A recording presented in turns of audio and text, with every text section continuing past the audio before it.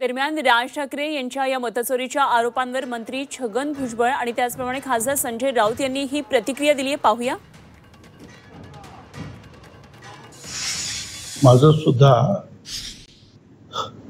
आमच्या पक्षाच्या लोकांना सुद्धा आणि इथल्या लोकांना सुद्धा एवढ्याच्या लोकांना सुद्धा सांगणं आहे की आता आपल्याला निवडणूक येत आहेत आणि त्या सगळ्यांनी आपल्या मतदार याद्या ज्या आहेत त्या बरोबर आहेत की नाही, काही नवीन मतदार उभे करायचे आहेत का, काही डुप्लिकेट कोण आलेत का, या सगळ्याचा अभ्यास आतापासूनच करायला पाहिजे.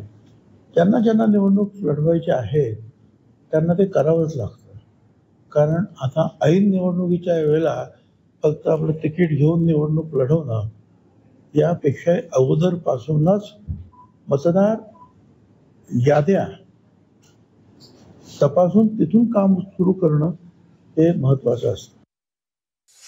मतं गेली कुठे महाराष्ट्रातली हा प्रश्न आजही कायम आहे. 8 महिन्यानंतर भले देवेंद्र फडणवीस किंवा त्यांच्याबरोबरच्या त्यांच्या टोळीतले लोक जनतेने आम्हाला कौल दिला वगैरे सांगत असले तर ते खोटं बोलत आहेत. जनतेनं ह्यांना कौल दिला नाही आणि मतं चोरली.